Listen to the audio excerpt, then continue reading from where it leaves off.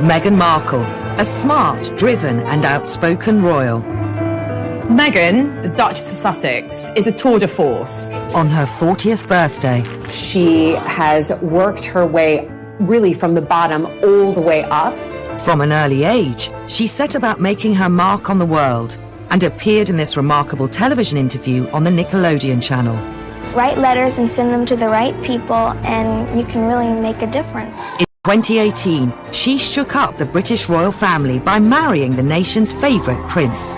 I think she saw herself as an equal to everyone in the royal family, and I think that she made that quite apparent. But she left almost as quickly as she arrived.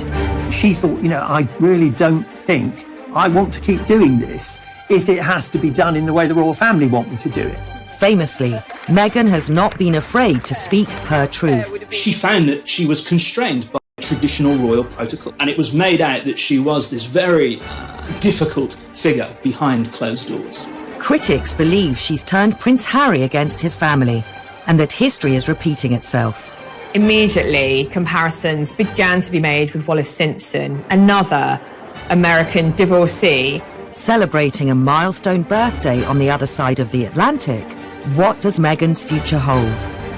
Meghan has always had political aspirations. In fact, friends have said she always wanted to be in the White House. And how will she come to reflect on the choices that she's made? She thought when she entered the royal family, she could shake them up and they would love it. Saturday, 19th of May, 2018. A glorious day in Windsor, when the nation was united in celebration as American mixed-race divorcee Meghan Markle married Prince Harry and became part of the British royal family. Meghan, being a strong, independent career woman, signalled a new era for the British monarchy. I think everybody was expecting Meghan to really change the royal family and very much modernize it. And this was incredibly exciting because people who had always looked at the royal family and thought, they don't represent me, suddenly looked at Meghan and thought, I can see myself in her. She represents me. It did feel like there was a possibility for positive change. I think that so many people were excited to see a woman of color marrying into the royal family. So I think that everyone did think it was a new day in the idea of equality. Britain has, I think, this very uncomfortable history with its empire, and I think she was going to be the face of a multiracial Commonwealth moving forward together, and that's something that they hadn't been able to do before really very well. The royal family wanted to capitalize on Meghan's outspoken, articulate nature. And Good evening. That doesn't feel like Meghan was known for championing women's rights. In 2015, she became a UN advocate. And when she appeared at their women's conference in New York, she gave a rousing speech. I am proud to be a woman and a feminist. After she joined the royal family, the palace was quick to acknowledge this, and Meghan was allowed to declare herself a proud feminist on the official royal website. The royal family were very pleased that they could present Meghan as an ardent feminist because it looked really good for the royal family. It soon backfired. The thing is, this was someone who wanted to be a feminist on her own terms. She was a maverick, and it's very difficult to be a maverick in the royal family. I think all those positive attributes that Meghan has meant she was not willing to listen and she was not willing to learn. She wanted to do everything herself. Within just 18 months of the wedding in May 2018, Meghan's independent and outspoken nature, that was once championed by the monarchy, had seriously clashed with its protocol. And by January 2020, she had left both the royal family and the country, taking Prince Harry with her. It always was going to be a difficult transition to become a member of the royal family where you can't speak your opinion. Where once she united people by joining the royal family, Meghan's choice to quit along with Harry seemed to divide the nation. It all becomes very personal. It's all about Meghan the diva. Meghan wanting things her way or no way. Meghan completely misread what it would be like to become a member of the royal family. Her friends had said to her, do you realise what you're getting into? The press will never leave you alone. And I think Because she's this very confident, dynamic, forceful woman, she thought, I can cope with it. Meghan's decision to air her grievances to Oprah Winfrey added fuel to the fire. You really are having a baby. One of her motivations for going public on Oprah was to try and force change. The Oprah interview was kind of the apotheosis of all of that, because she effectively was saying, if you're not listening to me when I talk to you privately and nothing changes, I'm going to press the nuclear button and go public. I mean, that's the sad irony of the last 4 years, is I've advocated for so long for women to use their voice, and then I was silent.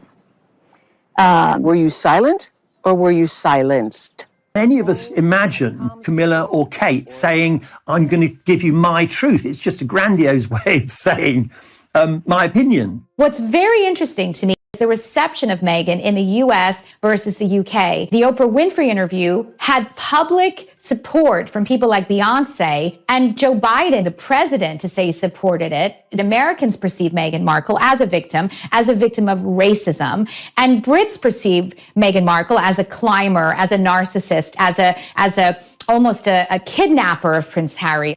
The frank interview with Oprah revealed a number of reasons why Meghan had decided to leave the royal family with Harry. So were you thinking of harming yourself? Were you having suicidal thoughts? Yes, this was very, very clear. Wow. Very clear and very scary. And, I didn't know who to even turn to in that. When she talked about the fact that she had suicidal ideations, the pressure had got so bad that she felt she couldn't go on anymore. When she was pregnant with her firstborn child, I mean, that's just horrendous, to be in that place where you just feel you cannot go on anymore. I felt very, very sorry for her. I think that she felt it was an opportunity for her to not only share that with the world, but perhaps her hopes were that the royal family was also listening. I think she was hoping for an apology. I think she was hoping they would phone and say, look, I'm really sorry. We now see that we pushed you too far. We should have behaved differently. We should have sat down as a family and discussed your mental health issues. I think she was horrified afterwards that the reaction was so negative from the family and that they didn't respond in the way that she wanted. The interview with Oprah seemed to leave little room for reconciliation with the royals. I think the amount that you expose yourself, people think of you as calculated. And being calculated, particularly in the position she's in, is not necessarily, I think, a bad thing. Opening these conversations, having this discussion, I think the royal family has had a wake-up call. Certainly it's going to change the way things are done in future. I can be absolutely assured that the next time someone within the family has a mental health crisis, they will have everyone's attention. Turning 40 is a landmark for Meghan, as she capitalizes on her freedom to voice her truth, uncoupled from royal protocol.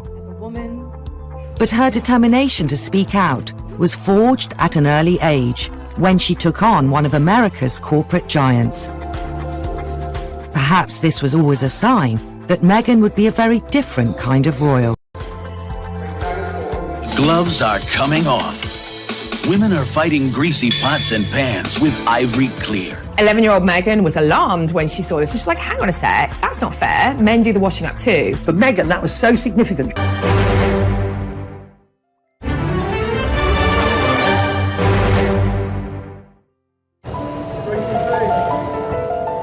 As Meghan Markle reaches her 40th birthday, her relationship with the royals has divided the nation.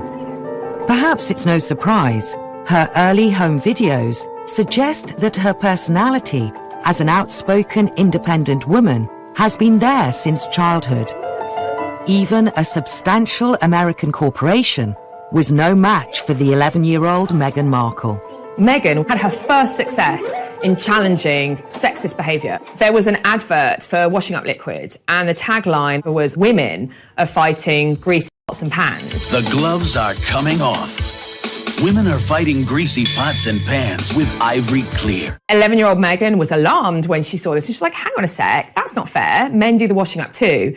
So she wrote to Procter & Gamble and said, this isn't fair. Can we get it changed to people? Why shouldn't it just be everybody should be using these cleaning products? Don't put the woman in the box that she's just, a stay-at-home housewife. She also contacted even Hillary Clinton who at the time was First Lady. And they changed it to People Are Fighting Greasy Pots and Pans. She was interviewed by Nickelodeon News and became quite the star. If you see something that you don't like or offended by on television or any other place, write letters and send them to the right people, and you can really make a difference. You can kind of see her, like, the first kind of taste for stardom, maybe. I mean, although you look at her and she's just such a really serious, solemn schoolgirl who was standing up for what she thought was right. And I think that shaped a young Meghan to become the woman that she is now, someone who is used to getting what she wants, someone who is used to speaking out for what's wrong and speaking up for what's right. For Meghan, that was so significant. She thought, I'm a little girl, nobody knows who I am, and the world has changed as a result of my actions. That has stamped her for life. Meghan was born Rachel Meghan Markle on the 4th of August, 1981. And she grew up in Los Angeles with her mother Doria and father Thomas. Both parents were influential in moulding Meghan into the determined woman she is today. But it was her mother who had the most impact. Doria was quite free-spirited, was also a very practiced yoga teacher, as well as a social worker. And so that kind of ethos of helping others was manifest from Meghan in an early age. Doria pushed this idea from Meghan's earliest years that you can do, if you believe in yourself and you work hard and you're really determined, you can do whatever you want. Principle for Meghan's whole life. But the American dream of being able to achieve anything you want is not top of the priority list for the British royal family, which brought Meghan into conflict with them. You can't really be anything you want to be or do anything you want to do or say anything you want to say. Your duty is to the Queen. And I think that's very difficult for somebody like Meghan to switch that American dream, if you like, off and be told, right, so now you just have to do what we say. Difficult. As she grew older, Meghan's nature was shaped more and more by her experiences of the world.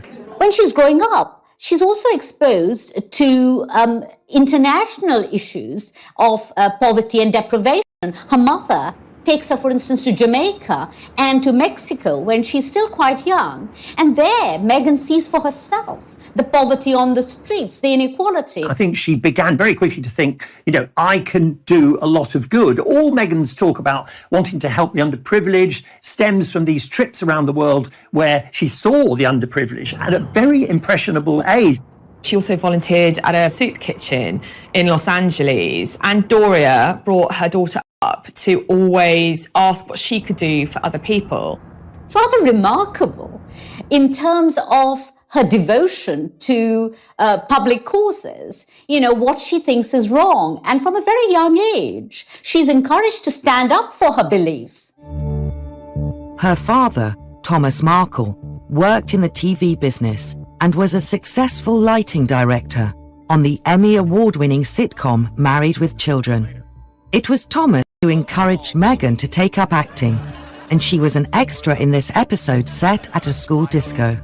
Hey, listen, Kelly gets that jeans gig and we'll call it even. Nah, it's okay. She was the apple of his eye, and they were very, very happy. Even when he and Doria separated, they kept on very good terms for the sake of Meghan. And in fact, Meghan lived with her father, Tom, for a number of her teenage years. He paid for her to go through private primary and then private secondary school. He also helped pay for her to go to university. In 2003, Meghan graduated from one of the leading universities in America, Northwestern in Chicago, with a bachelor's degree in theatre and international relations. Then she turned her attention to acting. After a series of small parts, in 2011, she landed a significant role in a glossy new law drama, Suits. Her character, Rachel Zane, featured in the first 7 seasons of the show, which went on to take control of everything she did.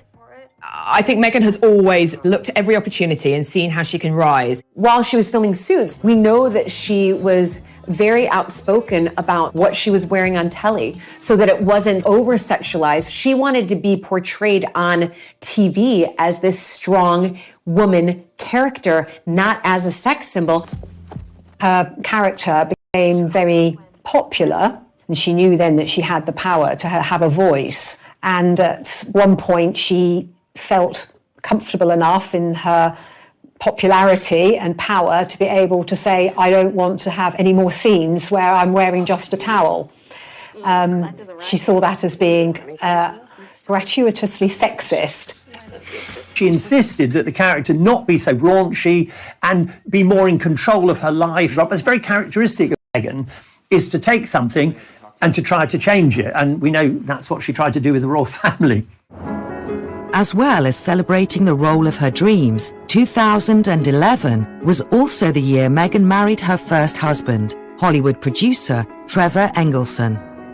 With Meghan living and working in Toronto, and Trevor based in California, they soon drifted apart.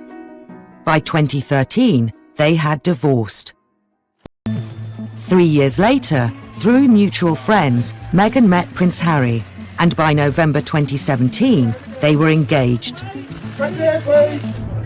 As the wedding drew closer, the British press asked more and more questions of the soon-to-be married couple, with an intensity Meghan hadn't known before. Never been part of tabloid culture. I've never been in pop culture to that degree, and lived a relatively quiet life, even though I focused so much on my job. And so that was a really stark difference out of the gate. The media started hounding Meghan's family members in America, and the bond she once had with her father would soon be broken. Thomas had fallen on hard times, and the obvious way to make some money was to give interviews about his daughter, who was now a member of the British royal family.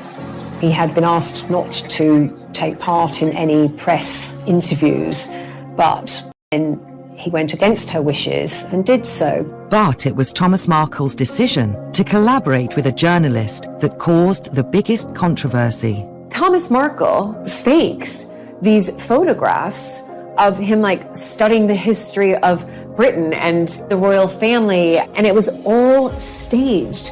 And can you imagine, you're over here without your family, expecting them to come over for the wedding, and in the meantime, they're making money. Thomas Markle appeared on ITV's breakfast show Good Morning Britain to give a spirited defense of his reason for staging the photos. I didn't do this for money. I did this to change my image.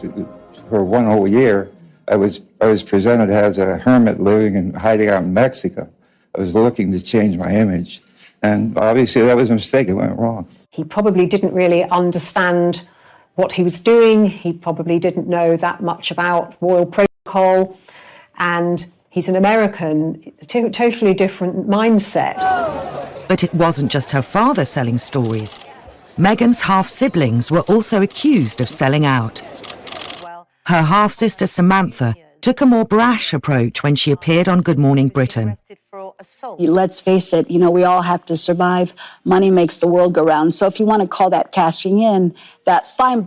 And then you see them going on one newscast after another. I mean, imagine, rather than the celebrations of, the lead up to the wedding, it was all about her family members attacking her. It's very, very difficult to have people turn on you and the negative things being said about you.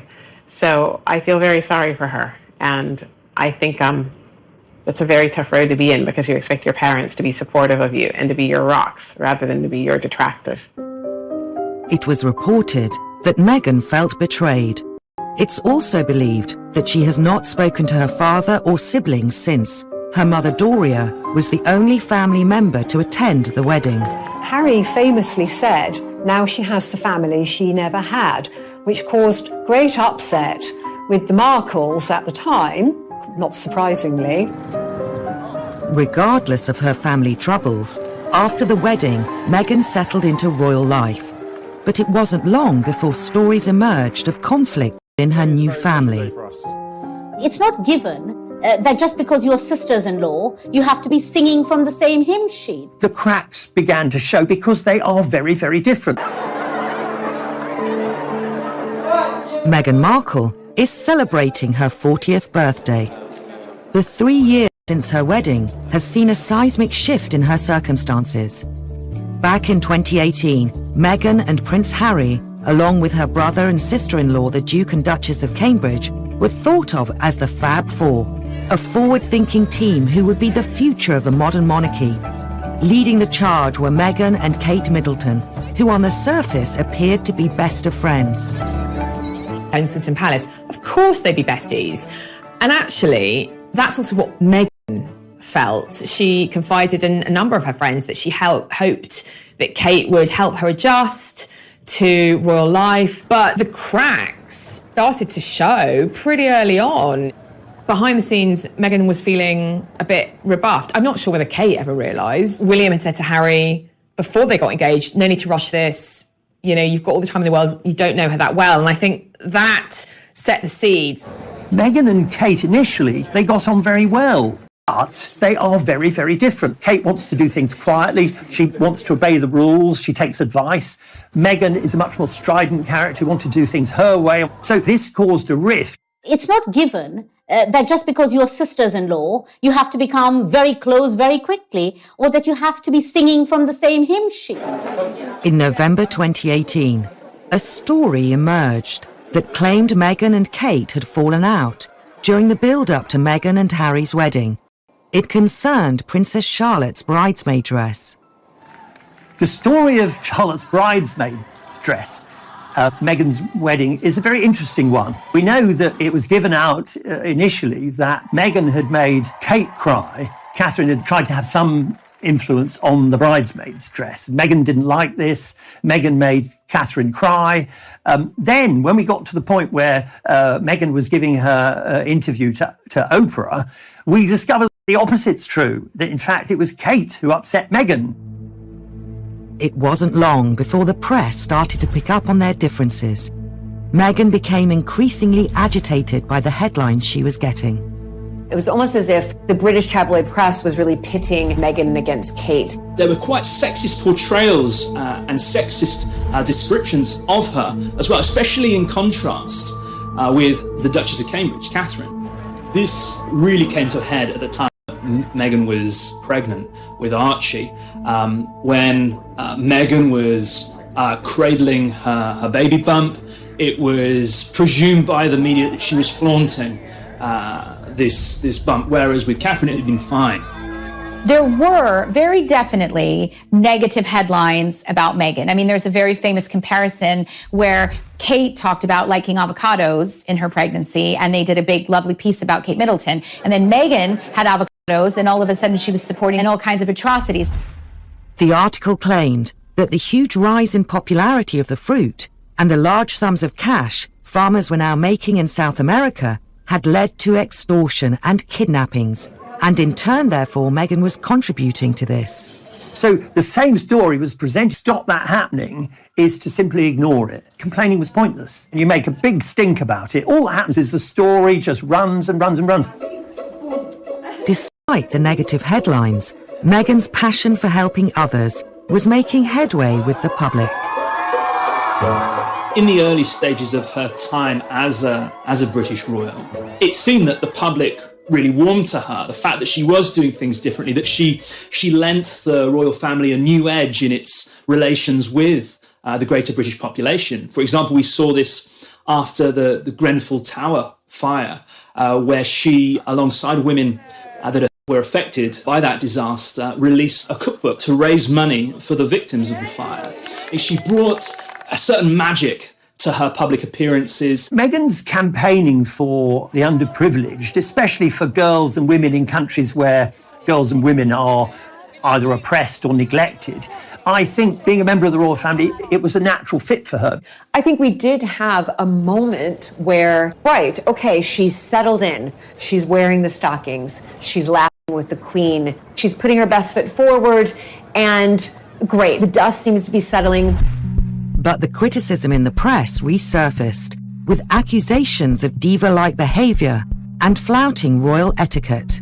Initially, it was for relatively harmless, very small things. For example, she broke protocol by walking ahead of Harry at one event. It was almost as if everything that Meghan did was magnified to the point that if she opened up a car door for herself, it was like, oh my gosh, she's a real feminist. She's not following royal protocol and having somebody else open the door for her. She would have thought, well, these are just stuffy little pointless rules that the royal family have. She'd have just thought, well, why can't I open my own car door? What on earth is this thing to make a fuss about? In some ways, Meghan's wish or insistence to do things her own way highlighted how stuffy and out of touch the royal family are. She found that she was constrained by traditional royal protocol and that she couldn't do things in the way that she'd hoped to. And it was made out that she was this very difficult figure behind closed doors. So I think it was the perception around it of this American go-getter, self-sufficient feminist coming over here and doing things the way that she's always been used to. And that was perceived as aggressive. Information began to trickle out that she wasn't towing the line. The fact that she wanted to do things differently was causing problems for the royal family. She didn't want to obey the rules. And I think she came across sometimes, and this is increasingly true, striking to come into the class situation of Britain and to see how firmly entrenched it is.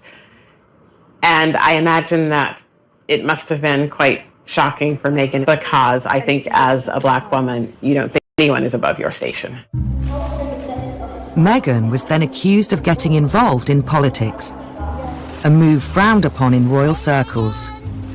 We see how Meghan, both in Fiji, for instance, as well as in Wellington, New Zealand, rubs shoulders with politicians like the New Zealand Prime Minister, and she talks about women's empowerment, and she talks about women's suffrage. Of course, royals traditionally never do that. I think it began to go wrong when Meghan made it clear that there was a political element to her interest. And I think that began to make people feel in the royal family that she was perhaps, just going a bit too far, because they just don't want to politicise these things, because traditionally, and quite rightly, the royal family has stayed out of the political arena. Some of the stories written about her couldn't have been further from the truth. They presented this story as a rags to riches story. Meghan, like Cinderella, had started off at this terrible place, and now she was living in a palace in London. And Meghan quite rightly complained and said, actually, Compton was about 15 miles from where she really grew up. She grew up in a middle-class suburb. And so she said that, this had racist overtones because it was suggesting that, the black gangland area of Los Angeles was where she started life. There was nothing discreet about this characterisation. And so she had to navigate what was a racialised coverage of her public image. The British tabloid media's characterisation of Meghan, the headline, Meghan straight out of Compton, was overtly racist in its description. Despite the negative press coverage, throughout the winter of 2018 and early 2019, Meghan was still well thought of by the public. On the 6th of May that year, Meghan and Harry's son Archie was born. I think Archie's birth was the real turning point in terms of Meghan's popularity. Royal protocol is such that the couple would let the British press know when Meghan went into labor. That is what's always been done because it's newsworthy. And they would have an idea of when the baby was born. They would have a name and hopefully a photo call. Meghan instead went into labor. She went to the private hospital. The press was not notified of anything until the baby was actually safely delivered and they were resting at home. Past precedent has been for royal mothers to pose with their newborn babies was not to give birth there and instead went to the Portland hospital. But the public still hoped to see a photo. She wouldn't pose on the steps with their newborn child. The general public felt a bit like cheated.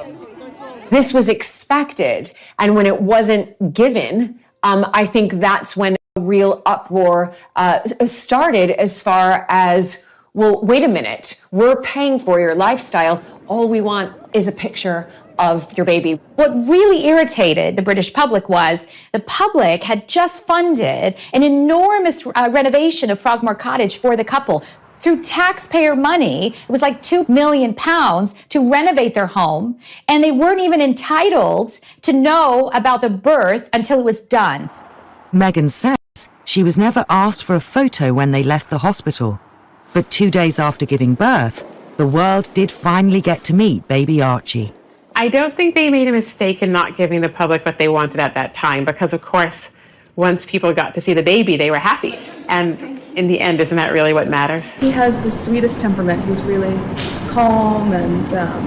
He gets that from It was a very intimate, tender scene, but it wasn't what the British public expected. And in some respects, the media really emphasised that Harry and Meghan aren't playing ball, that they're not doing things as expected.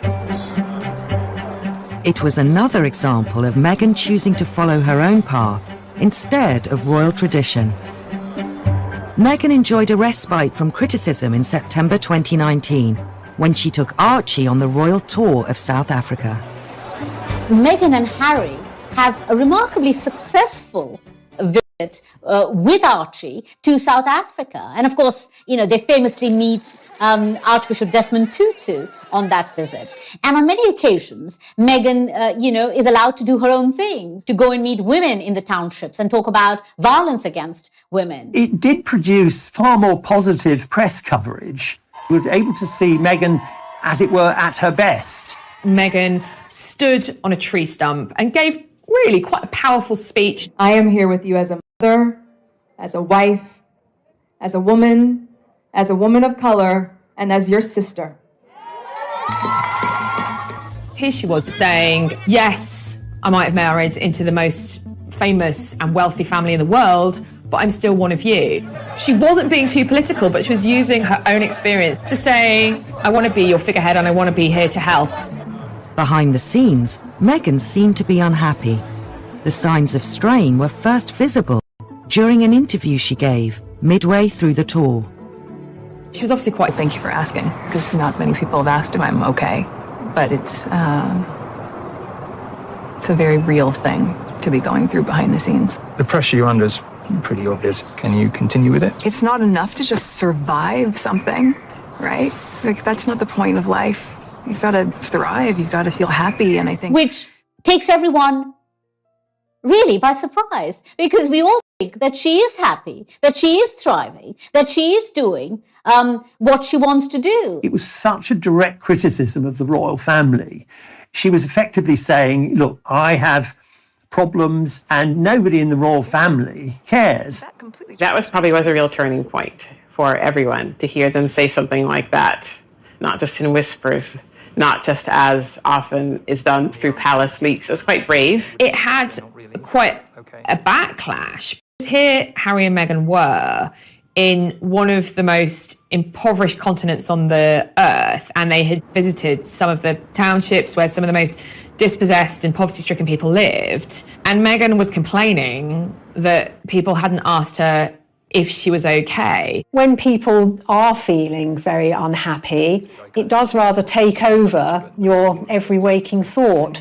So it might be that, she just felt she had to get it out. There were some who say that Meghan actually ruined the tour. They certainly ruined the goodwill from the tour by making it about themselves. This latest batch of negativity was the last straw, and Meghan was about to make a decision that would shock the nation. She thought, I really don't think I want to keep doing this if it has to be done in the way the royal family want me to do it. She realized, I have to leave here. And they go to Canada. And that was the beginning of the end. When it became clear that Meghan's personality might not be compatible with the British royal family, her only option seemed to be a break with tradition. This wasn't the first time an American divorcee rocked the British monarchy by seeming to steal away a beloved royal. The appearance of Wallis Simpson on the arm of King Edward VIII in the 1930s led to his abdication as he chose love over duty. Royal watchers believe that Meghan's relationship with Harry could be a case of history repeating itself. When an American divorcee arrived on the royal scene in the 21st century, immediately comparisons began to be made with Wallis Simpson, another American twice divorced by the time she married Edward VIII. And Wallis... Mrs. Simpson became notorious as the femme fatale who swooped in and deprived the nation of a popular king. Is it fair to compare her with Meghan? or are the only parallels their nationality and marital status? Both women were very strong-minded, and both women had the unadulterated adoration of their husbands. They had this distinctive modern style, which sort of sets them apart from other members of the royal family. And, most of all, it's clear that in the case of Harry and in the case of Edward VIII, these British royals have fallen desperately in love with these American women. There's a real sort of storm of interest around the two relationships, partly because of this sort of dynamic quality to them. Mrs. Simpson was a strong, dominant woman who gave Edward VIII everything his mother hadn't given him. He was vulnerable just as Harry's vulnerable. If a man who's not very decisive meets a very decisive woman, or the other way round, they often get on very well because one makes the decisions and the other one goes along with it. So Meghan and Harry, they work because Harry is quite a vulnerable person. He's only lived in this gilded cage. He's not very worldly. Meghan makes things happen. Meghan makes the decisions. Even Harry said, famously, what Meghan wants, Meghan gets. That's, as it were, coming from the horse's mouth. As Wallis Simpson had learned to her cost decades earlier, the British don't always warm to an outsider who causes disruption in the royal household. Edward was British property, if you like, and Harry was also seen as British property. Anybody foreign coming along and stealing them away is bound to be viewed with suspicion. However easy it is to compare Wallis and Meghan, their personalities and ambitions seem vastly different. Certainly British history has always depicted Wallis Simpson as the villainess, the American who spirited away the king, who gave up his kingship for love. What a mistake he made. Was he ever happy? You know, outcast from his friends, from his family. I mean, he came back to the UK a couple of times, but I don't think Wallis ever was allowed to darken the shores of England ever again. And so inevitably there's a rather simplistic and cliched wish to shoehorn Meghan into that same role. Wallis Simpson seemed not to have drive to be anything other than rich and famous. And I feel that Meghan wanted to work. She's wanted to work, she wanted to have a career, and she has adapted her career to suit her skills, her talents, and also the position that she's in, which I think is evidence of her respect for her husband's family. She's some of the things that she's done and some of the things she's believed in a way that would be respectful of her husband's family, which I think is extremely admirable. While Wallis and Edward were effectively sent into exile by the royal family, in 2020, Meghan and Harry took control of their own lives and relocated to Vancouver. The move shocked not only the media but also the royal family. Initially, the Sussexes shared the same ambition as Edward, to pursue royal duties while living away from Britain. Originally, Edward had wanted to have a more dynamic role as a representative of the royal family abroad, living in the USA or living in Europe, but his brother, George VI, the new king, and the king's courtiers denied him that more dynamic role. Occasionally he'd pop back up, he'd write a series of newspaper articles talking about his earlier life, talking about the abdication crisis. That made him a bit of money, and then he sort of disappeared again. In the case of Harry and Meghan, they now exist on the periphery of the wider royal family, and yet they've embraced new dynamic roles. They want to do things for themselves. They want to make their own money. They want to embrace new philanthropic opportunities and promote new causes. At first, moving to Canada seemed perfect. It was familiar to Meghan from her years filming Suits, and as part of the Commonwealth, it was an ideal place to represent the royal family. One of the reasons that Meghan and Harry first went to Canada is because it's a Commonwealth country. And remember, when they were in Canada, this is when the negotiations were starting. Right, we're in a Commonwealth country. We want to make this work. We want our privacy, but at the same time, we want to become financially independent. But we can still serve the Queen and do our duty to the Queen by staying in a Commonwealth country. And I think that they thought they must have had a good shot at it. It was given out that, they wanted to protect Archie. from presumably press, from all the tensions in the family and from press intrusion. But I think to royal watchers, it looked very much like a temporary arrangement and something that hadn't been thought out. I think they had reached a point where they had decided that being a royal wasn't going to really work. They wanted to get away from the press intrusion. Now he had a child, he was determined that he was going to protect his son and also his wife. And obviously it was a joint decision for them to go. They went to Canada to decide what they were going to do next. The press dubbed the move as Megxit and seemed keen to lay the blame for the couple's departure at Meghan's door. Meghan was portrayed. It was all her decision. She was forcing Harry to do that. That was massively simplistic. It was a decision taken by both of them. She was offering him a better way of doing things, a different way of doing things. And he decided that for the future of his family, he would take that with both hands and run with it. So I think it's massively sexist, actually, to blame this all on Meghan. The seeds were already there. Harry wanted out. Meghan just gave him the reason and the mechanism for doing it. Megxit. It makes it sound like she is the reason that they exited. Look at the name, Megxit. But we know from, speeches that Harry has given, he has said, and very adamantly, I made the decision for my wife and son to leave. I made the decision for them. While the move to Canada was a happy medium between private life and public duty for the Sussexes, the consequences proved to be far from straightforward. When Meghan and Harry went to Canada, there seemed to be a sort of an unholy scrap over what they could call themselves, what they could do. They wanted to be Sussex Royal, because, again, this is an American culture thing coming in via Meghan. She, having crossed the Atlantic, kind of began to think, look, we've got to be a brand, that terrible word that the royal family would always think, oh my God, they're talking about brands, it's awful. So they wanted to be Sussex Royal. Then told they couldn't be Sussex Royal, they couldn't use that, and they couldn't be HRHs. It was the royal family again saying to them, because clearly Meghan and Harry hadn't checked, you can't just carry on with the titles that you had when you were working members of the royal family. Any form of commercial venture risked bringing the monarchy into disrepute if it didn't fit with, if you like, the monarchy's remit of public operations back in Britain.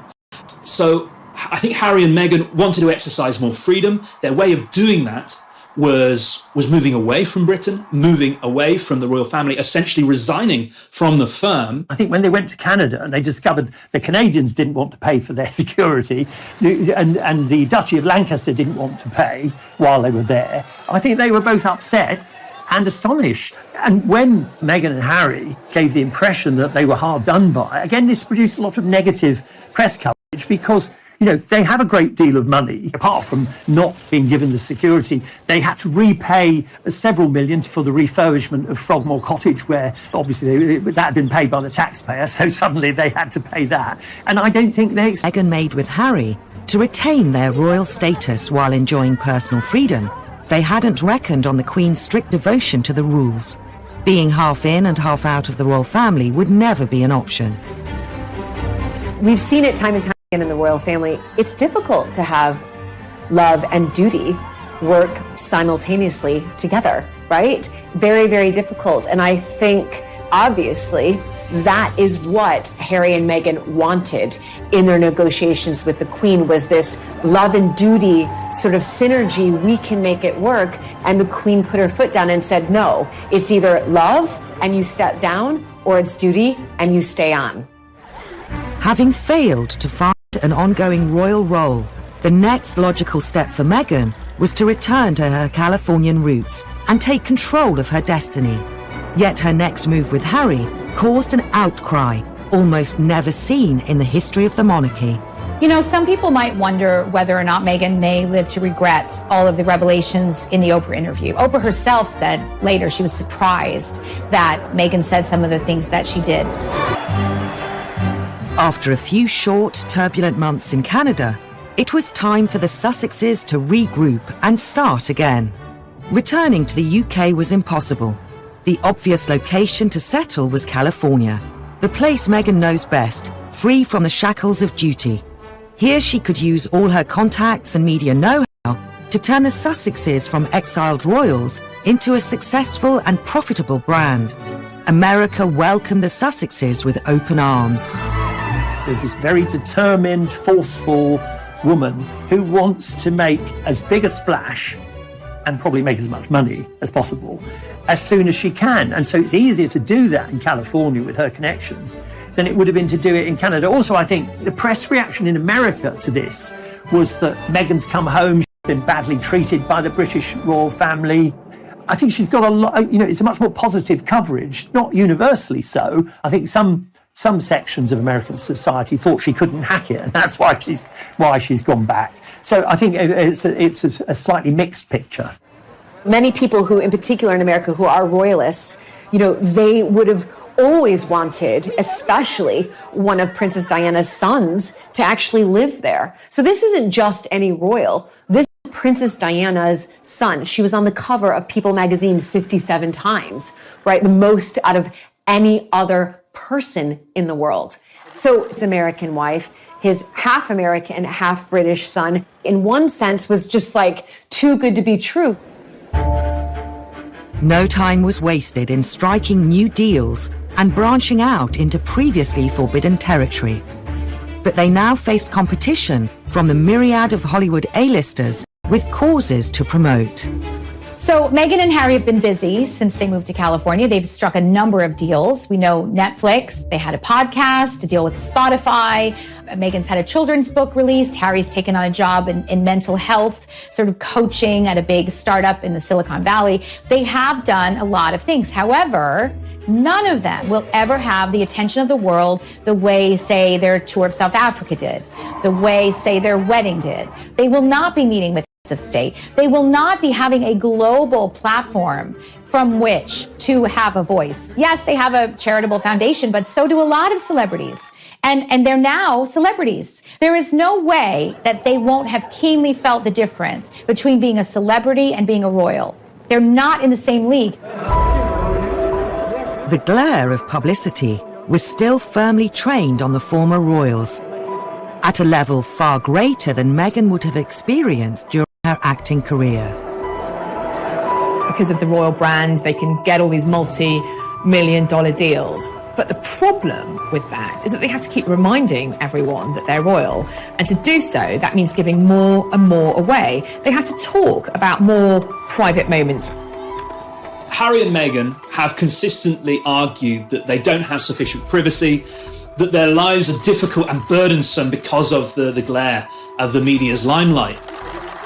Then they go to the US. This narrative continues until they suddenly open up about everything by agreeing to an interview with Oprah Winfrey. And suddenly this idea of privacy completely goes out of the window. They are instead opening up very publicly, in the most public of fora, knowing that millions of people around the world are going to tune in to see and get a glimpse of the inside story behind Harry and Meghan's separation from the House of Windsor. Any hope of living a quiet life ended in March 2021. In the now infamous Oprah Winfrey interview, Meghan made shocking claims of being silenced by the royal institution. There was something Oprah said, which I found absolutely astonishing in the interview. She asked Meghan, were you silent or were you silenced? Were you told to keep silent? How were you told to handle tabloids or gossip? Were you told to say nothing? Everyone in my world was given very clear directive from the moment the world knew Harry and I were dating. But what I want to say about that is anyone who knows anything about the royal history, all the royals are silenced. None of them can say what they think. They can't go meet some head of state and then later say, I didn't like him. They're all silenced. That's why they're here. That's why they're in power. That's why they never got beheaded. They're all silenced, all of them. So for Meghan to be silenced is no different than how Prince William is silenced. Why is it okay for them not to be able to express an opinion, but not for her? It's difficult to really pinpoint why they did it. But I think one of the main reasons that most people can agree on is that they're angry. They're angry at the royal family and how Meghan was treated. And that's all coming out even after the Oprah interview. You know, some people might wonder whether or not Meghan may live to regret all the revelations in the Oprah interview. Oprah herself said later she was surprised that Meghan said some of the things that she did. I think the problem for Meghan is she was angry, she's upset. I think she thought when she entered the royal family, she could shake them up and they would love it. They would do things Meghan's way. And when that didn't happen, you know, and she came up against what she sees as the forces of reaction, it made her so upset that that interview was her way. And I think it was the only way she could see to get her revenge and put the case as she saw it. I think later on she'll think, you know, I shouldn't have burnt my bridges to that extent. I mean, don't forget, the only member of family that she really sees is her mother, Doria. She doesn't see any of her father's family. And Archie and Lilibet, grow up without seeing any of their cousins. I think perhaps she may regret being quite so public with that Oprah interview, because that is there for posterity. That is there forever. Despite the damage caused to their family ties, there are glimmers of hope for a reconciliation. If in 10 years' time, we have a change of regime, we've got King Charles, the relationship between Meghan and Charles was once so good. I mean, Charles adored her. They had a lot in common, art, music. She used to go around to Clarence's house to have effectively history lessons with Charles on the history of the royal family. Both Meghan and Charles really enjoyed that. Charles is a real passionate historian. Meghan thirsts for knowledge. They had a really good relationship. Now that relationship's pretty much in tatters. Meghan seems intent on making the best use of her unique situation to raise her young family and ensure that her business ventures are successful. Had they remained members of the royal family, that would have been fine. They would have carried on doing all their good works. But now they've got that extra, their reputation has an extra spin. They want to be, and I think the aura around that will carry them a long way in all their financial dealings, their commercial deals. That will work. They're sort of the renegade royals, you know, that actually counts for a lot. Hitting 40, Meghan seems to have achieved many of her goals. A platform on the world stage, marriage and 2 children, and a comfortable home. But will that be enough? She doesn't want to go and be Mrs. Mountbatten Windsor, raising her chickens and growing her own organic veg. She wants to be a superstar. She wants to be this change maker. She wants to be this disruptor. Now 40, Meghan's impact on the way we view the royal family remains a topic of intense scrutiny. Recent royal events mean there could be opportunities to reconcile the Sussexes with the Windsors. Since the death of Prince Philip, there has been a lot of media speculation, as we might have expected, about whether there could be some form of reconciliation between the Sussexes on the one hand and the rest of the family. And we kind of got a flavour of that when Harry travelled back to Britain for his grandfather's funeral. And we saw something very similar with the recent birth of Harry and Meghan's second child, Lilibet. Whether that happy family event might be the opportunity, might provide the window for some form of reconciliation. As yet, the jury is out. Meghan's royal in-laws aren't the only people with whom relations are strained. Given the emphasis that Meghan and Harry have always placed on the importance of a loving family structure, I think it's really unfortunate that Meghan's own relationships, particularly with her father and his side of the family, seem to have really broken down. But there is some hope now that she is back home, as it were, in California, and he's not too far away physically, that after the pandemic, maybe the two can meet and try and make their relationship work. If not for themselves, then certainly for both Lilibet and Archie. Why wouldn't you want to work on reconciling with your family? Because, you know, at the end of the day, family is, in one sense, it can be your real stability, and it's what we all, at the end of the day, come back to. We do.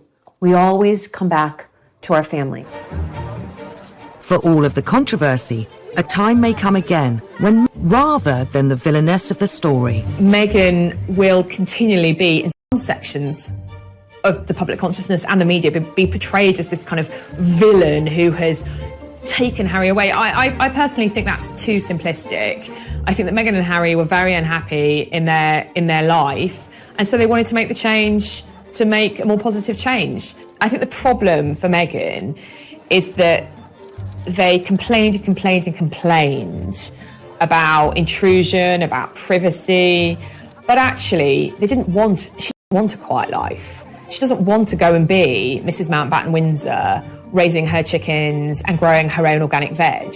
She wants to be a superstar. She wants to be this change maker. She wants to be this disruptor. So to do that, you have to have a very high public profile. And to have that public profile, you have to trade in on those royal connections. And to do that will mean that she will alienate her in-laws even more. There's very little question in my mind that Meghan will be viewed as a villain.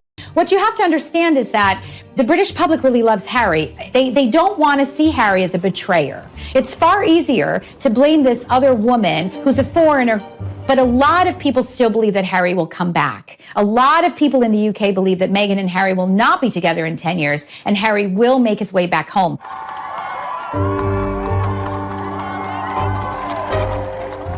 It seems clear that Meghan has shown Harry a way to achieve an independence he could never have as part of the royal family, even if he risks the same fate as Edward VIII. Meghan has given Harry the sort of freedom he probably never imagined that he would be able to enjoy. But I think when the novelty wears off and he realises that, as his great-great-uncle Edward VIII realised, that he will be a lost soul. He does have a sort of nominal role in America, a nominal job, but it's very difficult to lead an ordinary life when you're Prince Harry. As Meghan turns 40, despite all the criticism, her impact as a modern independent woman during her short time in the royal family is certain to have a lasting legacy. She's a strong woman who has made her own career. She's self-made, and she always had a philanthropic bent and an activist bent, and I think that's always admirable. She's a deeply impressive woman. When I met her, I really liked her. She is funny, smart, witty, incredibly glamorous, self-effacing, kind. She is all of those things. And she is, in some ways, a great role model for young women, and as a career way that anyone ever thought. One of the most positive outcomes of this whole Meghan, Harry divorce, as it were, from the royal family could be that the institution of the monarchy now takes a really close, hard look at many of the issues that have been highlighted recently about, the role of women, about being given freedom, about equality, and so on, and also about, of course, race. And perhaps if change needs to be made, now might be the opportunity to begin to do that. Meghan seems destined to continue her path as a force for change. The true extent of her powers remains to be seen, but there seems to be no doubt that the sky is the limit. I think at age 40 that Meghan has what appears from the outside to be an extremely nice life. She has 2 lovely, healthy children. She has a husband who seems to love her and who she seems to love. And she has an organization that she is building that is going to be able to accomplish some of the things that she seems to have been trying to accomplish for all of her life. I think what we're going to see from Meghan for her next act is going to definitely be something political. There have already been rumors, because she met with California Governor Gavin Newsom not that long ago, that Meghan is considering a run for something in the very near future. Meghan has always had political aspirations. In fact, friends have said she always wanted to be in the White House. She's in her happy environment, an environment she knows really well. I think her determination that goes all the way back to her extraordinary childhood, where she was able to persuade a huge company to change its policy, That's carried her through to age 40, and it will carry her through for many more years, because I think she sincerely believes that she can make a difference to people who are not in the sort of privileged position she finds herself in. Harry with her. It always was going to be a difficult transition to become a member of the royal family where you can't speak your opinion. Where once she united people by joining the royal family, Meghan's choice to quit along with Harry seemed to divide the nation. It all becomes very personal. It's all about Meghan the diva. Meghan wanting things her way or no way. Meghan completely misread what it would be like to become a member of the royal family. Her friends had said to her, do you realise what you're getting into? The press will never leave you alone. And because she's this very confident, dynamic, forceful woman, she thought, I can cope with it. Meghan's decision to air her grievances to Oprah Winfrey added fuel to the fire. You really are having a baby. One of her motivations for going public on Oprah was to try and force change. The Oprah interview was kind of the apotheosis of all of that, because she effectively was saying, if you're not listening to me when I talk to you privately and nothing changes, I'm going to press the nuclear button and go public. I mean, that's the sad irony of the last 4 years, is I've advocated for so long for women to use their voice, and then I was silent. Were you silent or were you silenced? Any of us imagine Camilla or Kate saying, I'm going to give you my truth. It's just a grandiose way of saying my opinion. What's very interesting to me is the reception of Meghan in the US versus the UK. The Oprah Winfrey interview had public support from people like Beyonce and Joe Biden, the president, to say he supported it. Americans perceive Meghan Markle as a victim of racism. And Brits perceive Meghan Markle as a climber, as a narcissist, as almost a kidnapper of Prince Harry. The frank interview with Oprah revealed a number of reasons why Meghan had decided to leave the royal family with Harry. So were you thinking of harming yourself? Were you having suicidal thoughts? Yes. This was very, very clear. Wow.